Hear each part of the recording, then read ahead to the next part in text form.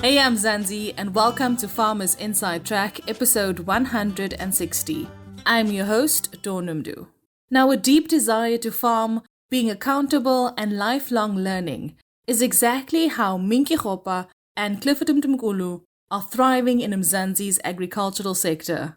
I had such a great time connecting with these two farmers, and I'd like to share some of my highlights in this week's episode. Welcome to Farmers Inside Track. It's absolutely amazing to have you both here with me. I feel like I'm sitting with two powerhouses in the agri sector when it comes to farming. Maybe just introductions firstly about yourself, about your farm, where you're based, and what got you into agriculture. My name is Minky Kgopa. I started farming about 4 years ago. I am from Sannieshof. I was born and bred in a farm called Bosses. Basically, my dad has always been into farming. I studied and I came to Johannesburg to do my degree, and then I worked in corporate. But I've always had that yearning. Every time I'm back at home, I'm like, oh, it's so beautiful in the fields. But you know, when you don't actually have representation and you've never seen people like you become farmers, it's something you can't imagine, and it's difficult to be something you can't imagine. I've always spoken to my father. I've always gone to the fields. Like, we've always been together. I've been in his backyard all the time when he drives around. And the passion has always been there.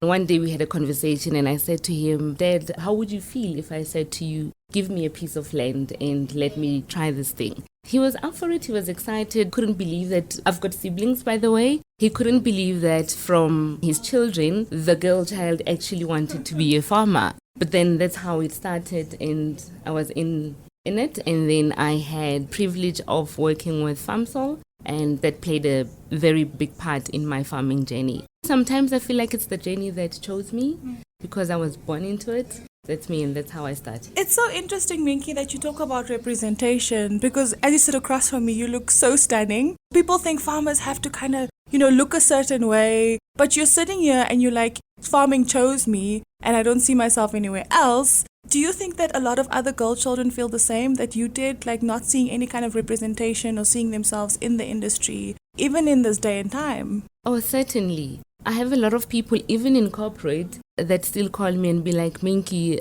we're actually so proud of you. I've got a lady called Dumi. She called me yesterday. She's like, I can't believe you went forth and you did this thing. I've always loved goats, but I could never start. And she said to me, you inspire me. And I'm like, I'm glad.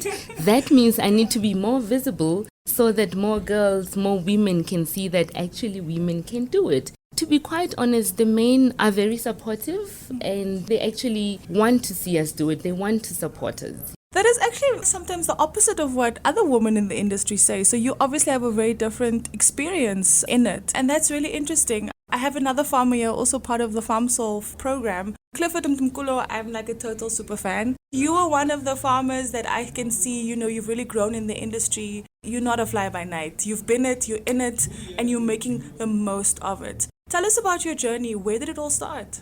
I'm Mthimkulu Clifford from Senegal. Farm name is Astoria.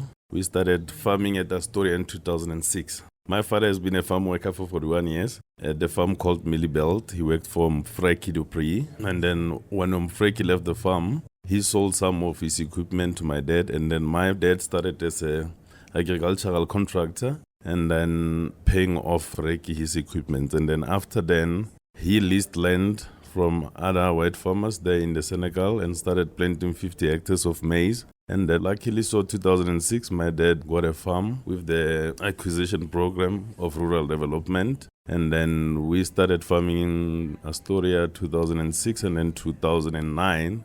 That's whereby I joined my dad. And then luckily enough, 2011, we got our first award as Developing Farmer of the Year by Grain SA in 2011, yes. 2014 or so, my dad retired. And then I took over as a second generational farmer. And I got my first award in 2017 as a provincial winner with Omnia. And then I joined the FarmSol program 4 years ago. Since I joined FarmSol, we started with 50 hectares with FarmSol. And then I have grown to almost 1,000 hectares with FarmSol. There's zero interest loans. For me, I'll say working with FarmSol, I accumulated more because I didn't have surety as a black second generational farmer. It really assisted me. And then I'm really proud of the project and the development that it has brought to me, because since I joined FarmSol, I got to be Farmer of the Year in the Free State Provincial winner this year, June.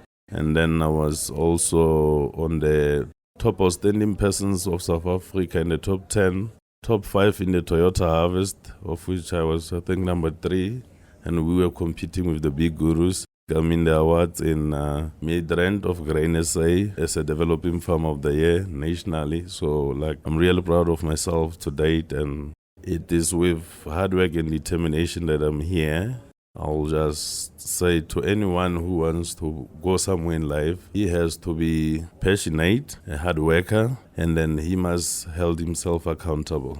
I talk to farmers all the time, and all you hear is challenges. But sitting here with you, you're saying there are opportunities, there is support. It's just about knocking on the right doors and, kind of persevering despite the setbacks. Clifford, you're a second-generation farmer. When you think about the 41 years that your father put into the farm that he worked on, do you think that if he had the same opportunities that you may have had, he would have been a lot further and the process would not have been as hard for you as a black farmer in this country? Yes, Don, I think he could have accumulated more because his success came and the age was no longer there for him. So I think he could have went far, and I think me also, I could be long-time commercial farmer if he had been farming on his own longer than how he farmed. I think also the opportunities. Like for me also now, I'm 33, I'm left with, let's say, 10 years retirement, and then my son will have to take over. So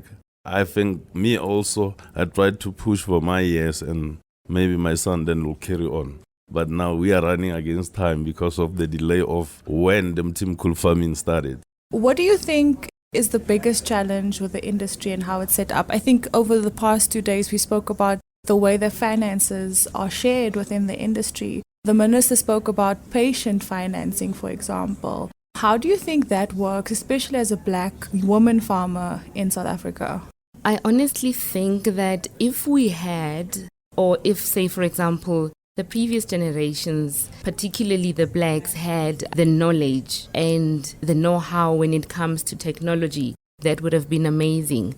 I'm sitting here, my dream, honestly, is to have this technology that you have where, for example, when you plant, obviously you have to get your soil, analyze it, and then you have to map it. What it does for you, imagine when you're planting, the tool itself knows that here, for example, let's say there's too much clay. I'm not going to go too deep. The tool itself does that for you. If we had that type of information and that type of skills back then, it would have saved our parents, our grandparents so much time, and they would have had so much yield. They would have looked after the soil better than us. Once you damage the soil, it's difficult to get it to the right level again. So I believe that if back then they had that information, we would definitely be far ahead. But I think it can start with us now. I've got a son, I teach him a lot about the soil, respecting the environment, how it speaks to us if we speak to it kindly. The point I'm trying to make is that it starts with us now. We can actually give that information. We can actually, because now we have the access to the information, we can try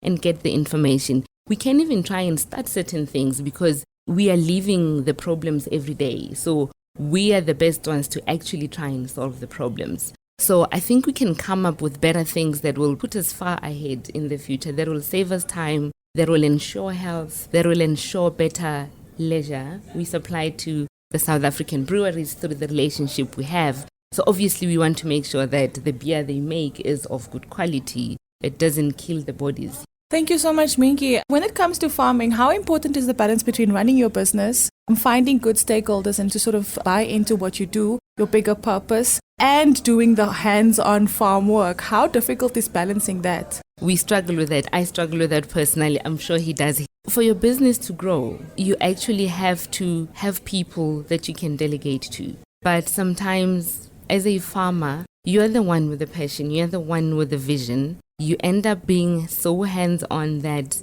you don't actually get out of that type and wear a different hat to say, now I'm a business person, I need to go and strategize for the business so that it can grow. That challenge is there. And honestly, you just have to keep yourself in check. You have to journal all the time. If you don't journal, how are you going to remember? Because we are human beings. When I wake up and I go to the fields, it's fun in the fields. I can stay there forever.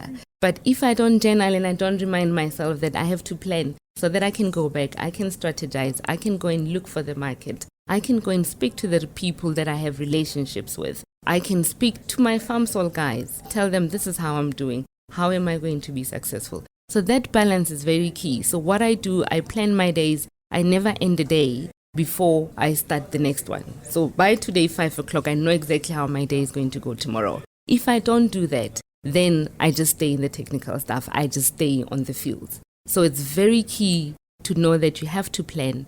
And I truly appreciate the experience I got from corporate because I've learned to appreciate governance. So you have to balance all of that. You have to plan. You have to be conscious about it and be present. That's how you're going to make it and sort of get the balance. I want your take on this. It's never an easy one. For me, 5 a.m., I'm out to the farm. I prefer doing things myself and being part of the whole runnings of my farm. I find it interesting. And what I'll say is passion also plays a vital role. And then you can imagine I still need to do everything with the guys. Delegate where I can delegate. And then go back to the office, do seed orders, everything. 5 p.m. we knock off. I'm home. I need to now record keep whatever that we did today. I still have to see now my kids, family. Sometimes visit my mom and dad. So it's a complex thing, but I think you need time management. Then you can manage to do everything and like delegate, teach your people to participate and try not to do everything on your own. That's the best way in that you can also get time to do things that really needs you. And then maybe just last and final tips from you to any new farmer or newly commercialized farmer, anyone entering in the sector, also just maybe considering entering the sector. Find something you love and you'll never work a day in your life. They have to get into it for the love of it. I know that it's a business, it has to make money, but you have to love it. So if you want to get into it, start loving your soil, start loving your produce, and everything else will make sense. And it will keep you committed. It will keep you wanting to go on. Because there are challenges. And the only way you can remain resilient is if you love your farming. That love is what will keep you going. I love it. Clifford? If you want to join farming, you have to have passion, desire to farm, and willing to work overtime. Because in farming, you work even on Sunday. You can't say it's weekend and the cow is there having difficulties in giving birth. So if you're a farmer, it's 365, 366, non-stop. So you gotta have to be passionate. You should wake up before even the alarm say wake up. You should be there. To become remarkable, you need to hold yourself accountable, like communicate, try to share skills and attend courses because we keep on learning. That's why we are growing. So never find it in a way that you say that I think here now I know everything. There's no such. Because every year it's new things. Like now we are in foot and mouth. There's now input prices are high. And now to get into this industry, it's expensive. So you gotta come here persuasive and willing to win and make profit. Because at the end, we are in this for business. Thanks again, Minky and Clifford. It was so awesome chatting to you both. Now, you can, of course, read more about their farming journeys on www.foodformzansi.co.za. From me, Dawn Numdu, our producer Megan van der Vent, and the rest of the Food from Mzansi team, have an absolutely amazing week. Bye for now. Life in South Africa can be a lot. I mean, scroll through Twitter for a minute and tell me I'm wrong.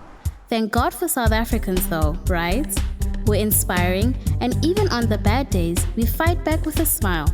That's why I love Food for Mzansi so much. They're not ashamed to celebrate the ordinary unsung heroes who work every day to put food on our nation's tables. Go to foodformzansi.co.za and never miss an inspiring story.